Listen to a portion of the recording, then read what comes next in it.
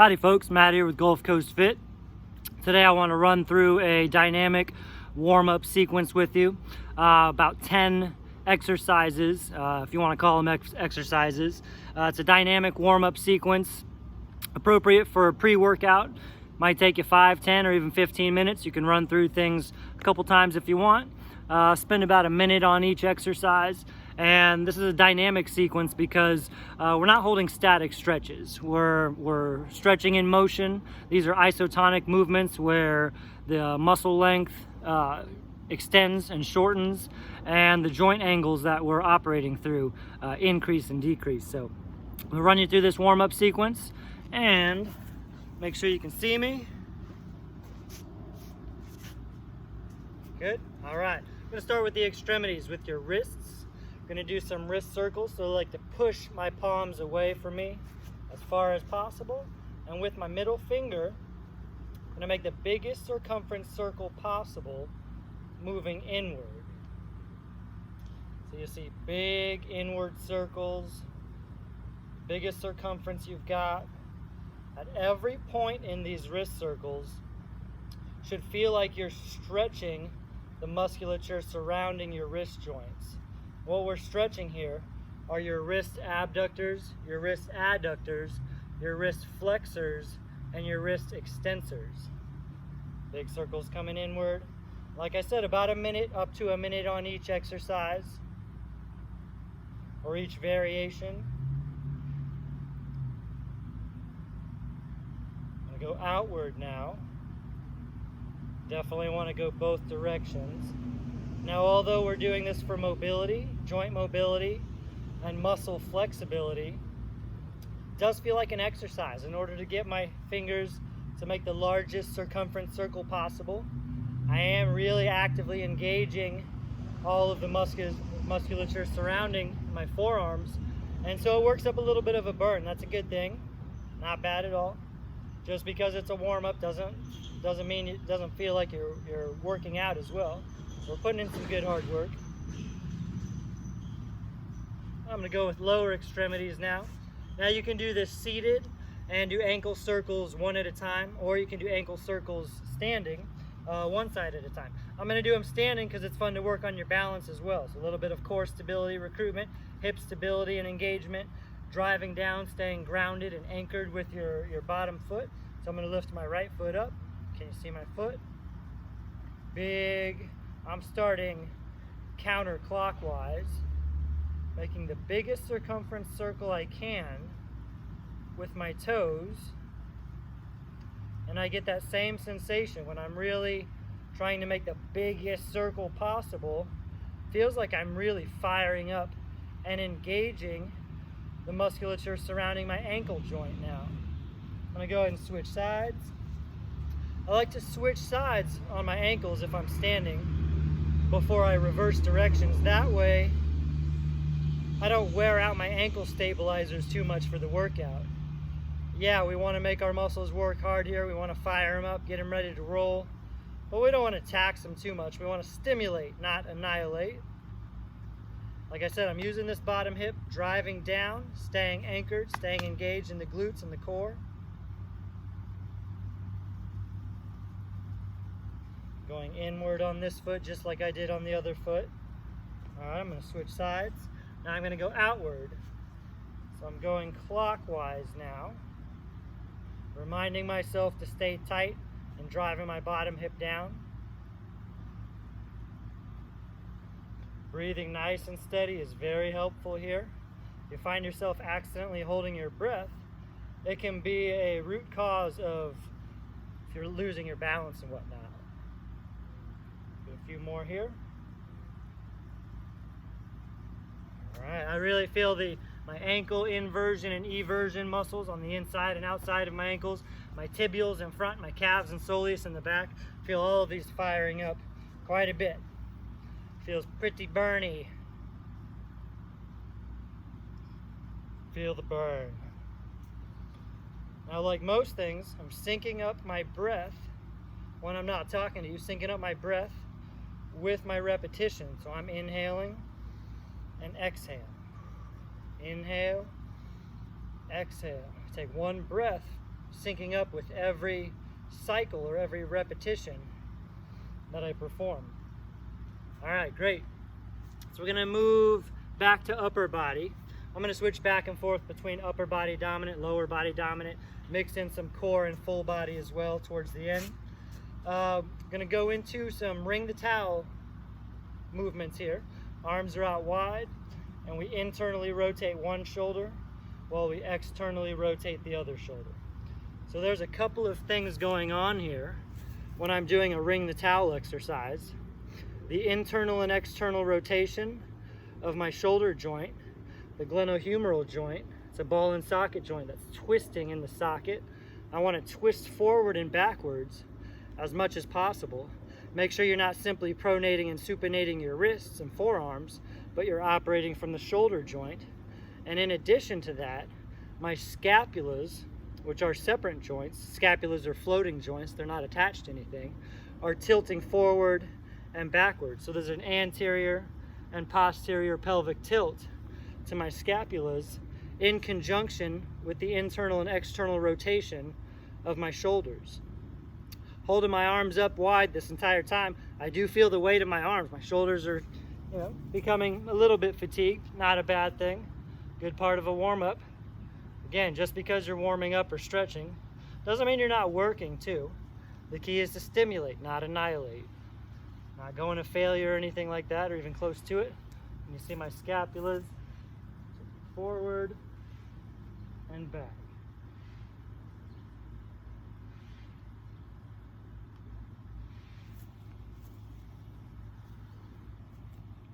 Awesome. Hop back up here. Moving back to lower body. I'm going to do some knee tucks. A knee tuck, another single leg exercise. We get to work our core and recruitment and a little bit of balance and stability. And so basically you bring one knee up, you give it a hug, pull it up and in towards your chest. Just a little pause at the top, right back down. If you hug your knee and you fall off balance and you have to drop it, like let's say I fall off balance, I get a quick tuck and come back down, just switch to the other side. Keep switching back and forth. You can consider each attempt a repetition. And what I like to do here is pull in and up. So I'm pulling into my body, hugging my knee, but I'm also pulling up towards my shoulder, creating some traction in my hamstrings. So stretching the hamstrings and the glutes.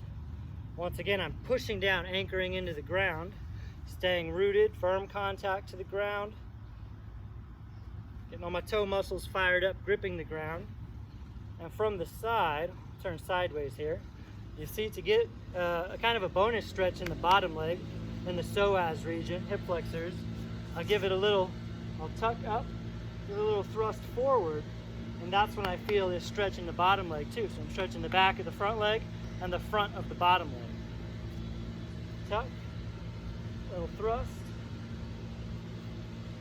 tuck and hug, little thrust, gentle thrust, you don't have to move a lot.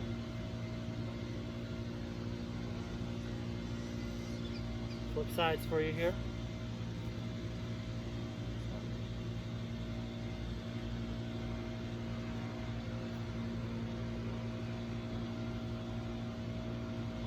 Couple more. Pushing down into the ground at the same time that I tuck and hug my top knee.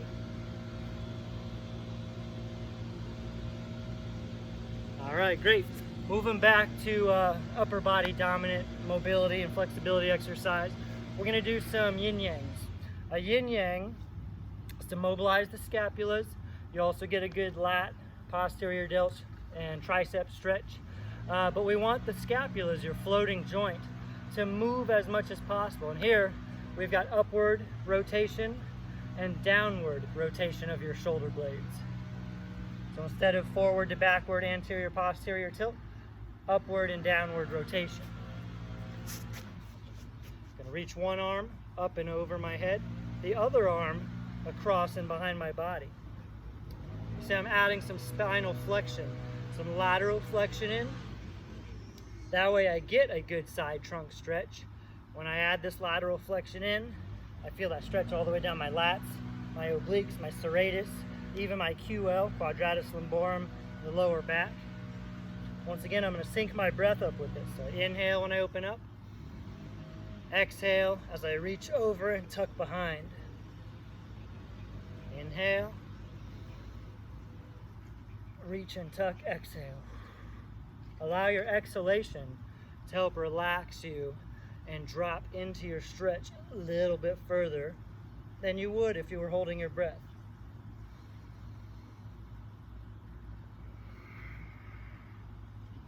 Woo. Ooh. Got steaks ready to chow down. Got paddling practice today in a couple hours, and a juicy steak in me. For me personally, some great pre-workout fuel. Paddling is not a workout, but it's very physically challenging, so I'm going to need that mental fuel, physical fuel. Yin Yangs are one of my favorite upper body drills. So I'm spending a little more time, kind of breaking my own rule here, going over a minute. But if you're following along, then I think it would be in your best interest too. All right, good. Feeling a little more loosened up in the upper body already. Moving back down to lower body, we'll pretty much do the opposing or reciprocating movement and stretch to what we just did with the knee tuck. And we're gonna do a heel grab. So what I like to do is give myself a little swing for momentum. Grab my ankle. I'm not cranking my knee behind me. You'll see I'm keeping my knee down in alignment with my other leg. And the way that we get a good quadricep stretch is by squeezing our glutes and tucking our belly button in. And that gives us a good stretch in the psoas region and down your quadriceps. On this side, give myself a little swing for momentum. Grab that ankle. You want to make sure that if you can, grab your ankle and not the end of your foot. If you grab the end of your foot, that can put some undue stress on your ankle joint, especially when you're getting warmed up, and it might just be, again, some unnecessary stress. Sometimes it's not very pleasant. Face towards you, swing, pushing down into this bottom leg, squeezing my glutes, tucking my belly button in. That's a posterior pelvic tilt. Posterior pelvic tilt, boom, helps me facilitate a good quality quadricep stretch. If I tuck this knee in a little closer, gives me a little bit more of a stretch where I'm feeling tight, which is on the lateral head of my my quadriceps.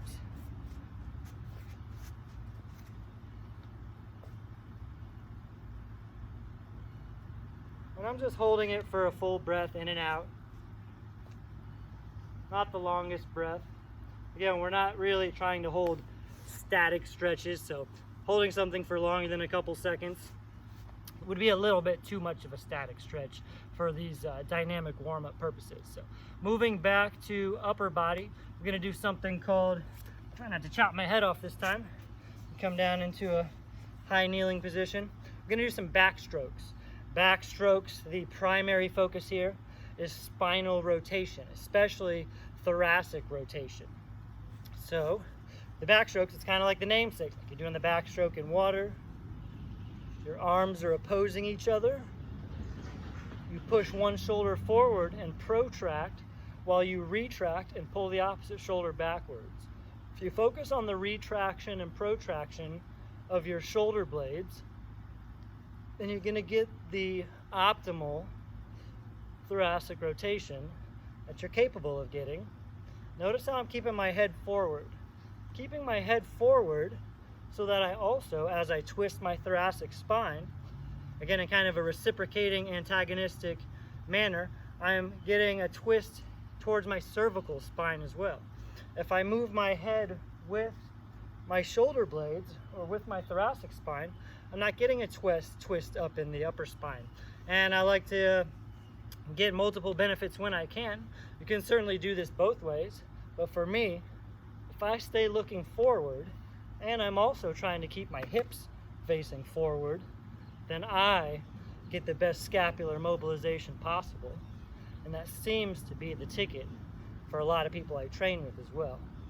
If I wasn't talking to you right now, I'd be taking a big breath in and out. In and out. So you see when I inhale, when I elevate an arm, exhale when I bring it down.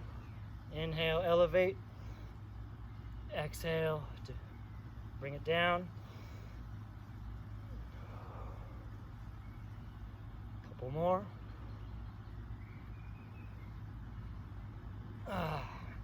Oh yeah, feeling good. I'm not gonna lie, I'm doing this right now for selfish purposes since I am about to get on the water and put my body to the test.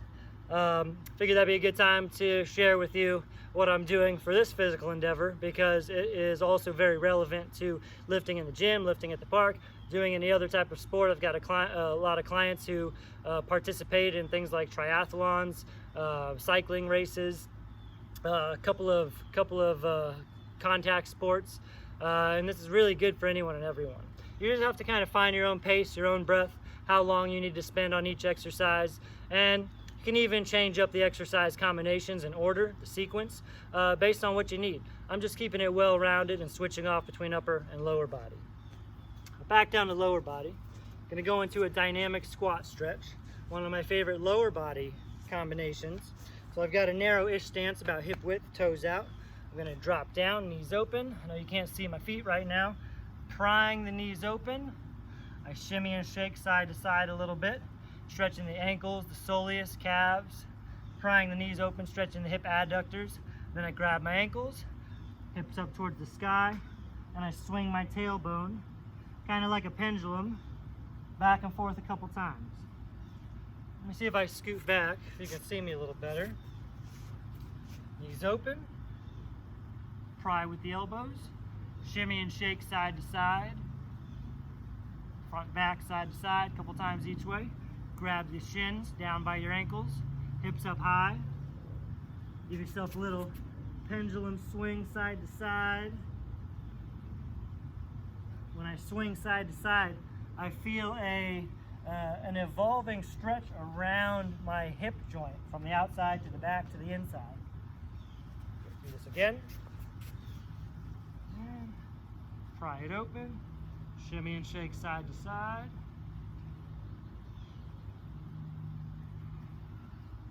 High.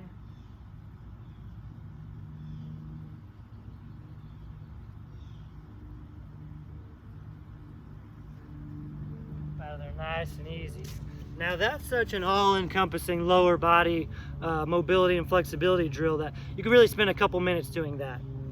And just try to avoid long static holds, especially when it's pre-workout. Post-workout, it's a little bit more appropriate. Well, we just don't want to become too lax as far as our muscles are concerned before we work out. That could be potentially increase the risk of injury if you're doing high contractile exercises where you're producing a lot of force or a lot of power, quick contractions.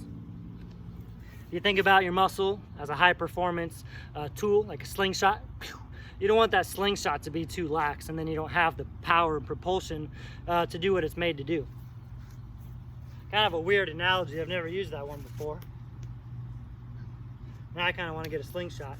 Gonna finish up with really a full body, total body, one of my, I keep saying my favorite, but one of my favorite full body mobility exercises, which is why I'm giving it to you right now, and that's an around the world. We're going fingertips up high, feet pretty close together about hip width. The lower body stays pretty darn still. I stretch the side, flexing to the side, rotate downward, sweep across the ground, stretch the other side, back up, then alternate, switch directions. So you see how my lower body is not moving as much as my upper body, not nearly. It shifts a little bit, but it's mostly fingertips, making the biggest circumference circle you can in the frontal plane. That means we're moving in the lateral aspect of our body. So you see from the side, fingertips are moving primarily in the frontal plane, which is right to left.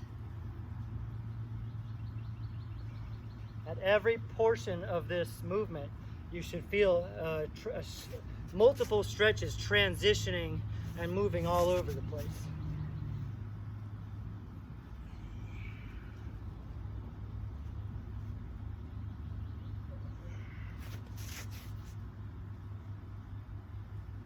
Hopefully my pants aren't falling down right now.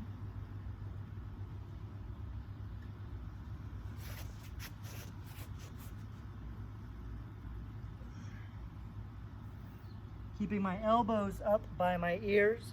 We don't want your arms to drop down. We want your arms to stay in alignment with the rest of your torso. So elbows by your ears is a good cue for yourself. Get one more here. And just like my other exercises, you would like to ideally sync your breath up so that we inhale at the top, we exhale on the descent, and we inhale on the ascent as we come up. So I'll bust out one more.